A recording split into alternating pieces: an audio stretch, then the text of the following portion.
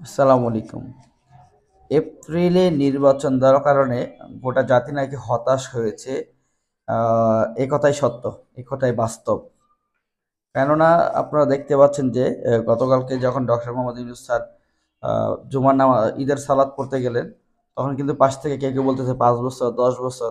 হ্যাঁ, তার মানে হচ্ছে কি এই ব্যক্তিরা ডক্টর মোহাম্মদ ইউনূসকে কেউ কেউ 5 বছর ক্ষমতা দেখতে চাচ্ছেন, কেউ কেউ বাড়াবাড়ি করে 10 বছরের ক্ষমতা দেখতে চাচ্ছেন, আবার কেউ কেউ আজীবন তাকে ক্ষমতা দেখতে চাচ্ছেন, মানে আমৃত্যু তাকে ক্ষমতা দেখতে চাচ্ছেন। সুতরাং এই লোকগুলা কিন্তু আসলে সত্যিকার অর্থে হতাশ। সুতরাং যারা বলতেছেন ডক্টর যে জনগণ হতাশ, এ কথা কিন্তু আসলেই সত্য। শুধু তাই নয়, এই লোকগুলা আরো ভেবেছিল যে কেউ কেউ ভেবেছিলেন যে এই যে আওয়ামী লীগ যে 2000 মানুষকে হত্যা করলো, এই যে জুলাইনে বা এই যে বিভিন্ন কবরস্থানে এখনো যে যাদের পিতামাতা পরিচয়বিহীন যে লাশগুলো কবর হলো, অথচ তাদের জন্ম লাভ করেছিল তারা পিতামাতার পরিচয়ে, কিন্তু তাদের কবর হলো পিতামাতার পরিচয় ছাড়া। এই যে লাশগুলোর কবর হলো, এই লাশগুলো হত্যার বিচার হবে। এই যে এই দেশে পুরা বলা যায় যে সংস্কার প্রয়োজন, সে সংস্কার হবে, তাই না?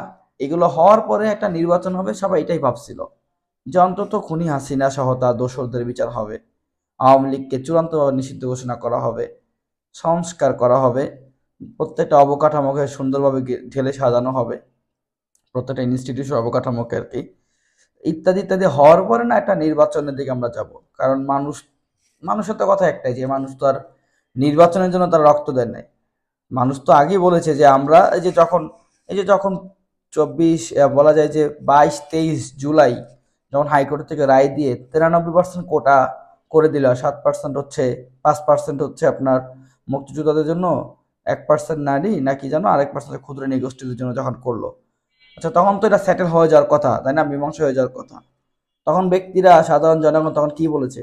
ঢাকা বিশ্ববিদ্যালয়ে আমার যে বৈষম্য ছাত্র আন্দোলন ভাইয়েরা, শুধু ঢাকা বিশ্ববিদ্যালয় না, অল ওভার দ্য বাংলাদেশ সবাই কি বলছে? সবার কথা একটাই, যেহেতু আমাদেরকে ভাইদেরকে হত্যা করছে এই সরকার, ফ্যাসিবাদের কায়দা দাঁড়িয়েছে, কিন্তু তারা স্বৈরাচারের প্রমাণ দিয়েছে, সুতরাং স্বৈরাচারের পতন হবে। এবং হচ্ছে ফ্যাসিবাদী যে কাঠামো, বন্দোবস্ত, এই ফ্যাসিবাদী বন্দোবস্তের বিলোপ আমরা চাই। কারণ এই ফ্যাসিবাদী বন্দোবস্তের বিলোপ কিন্তু তারা হচ্ছে সে 22 তারিখ জুনের মানে বলা যায় যে আবু সাইদকে হত্যা করার পর থেকেই সেটা চূড়ান্ত হয়ে গিয়েছে, এবং সেটা 5ই আগস্ট এসে প্রমাণিত হয়েছে যে ফ্যাসিবাদকে আমরা চূড়ান্তভাবে দূর করেছি। কিন্তু ফ্যাসিবাদের অবকাঠামো তো এখন আমরা দূর করতে পারি নাই, তাহলে কিসের নির্বাচন? সবার তো একটাই কথা ছিল, ফ্যাসিবাদের অবকাঠামো আগে দূর হবে, তারপর না পরবর্তী সরকার আসবে, নতুন একটা অবকাঠামোর উপর সেই সরকার দাঁড়াবে। ফ্যাসিবাদের অবকাঠামো দূর হলো না এখনো, নির্বাচন কমিশন সে আগের পদ্ধতিতে রয়েছে, সংবিধানও এখনো সংস্কার হয়নি, ইত্যাদি ইত্যাদি কোনো কিছু এখনো হয়নি, আপনারা এখনই নির্বাচন। আসলে জাতি খুবই হতাশ। ডক্টর মোহাম্মদ ইউনূসের এই কাজটা খুবই একটা বলা যায় যে জাতিকে হতাশ করেছে, যেটা অন্যান্য রাজনৈতিক দলের ব্যক্তিরাও বলতেছেন। সত্যিকার অর্থে জাতি হতাশ। আমরা এখনো বলবো যে আওয়ামী লীগের বিচার, 24-এর হত্যাকাণ্ড ঘটিয়েছে যারা তাদের বিচার, এবং হচ্ছে এই সাংবিধানিক সংস্কার, এছাড়াও হচ্ছে নতুন যে রাজনৈতিক বন্দোবস্ত, আওয়ামী লীগের নিষিদ্ধ ঘোষণা করতে হবে। এই সব কিছু হওয়ার পরে আমরা নির্বাচন চাই। সুতরাং তা যদি না হয় তাহলে আমরা আসলেই জাতি হিসাবে হতাশ।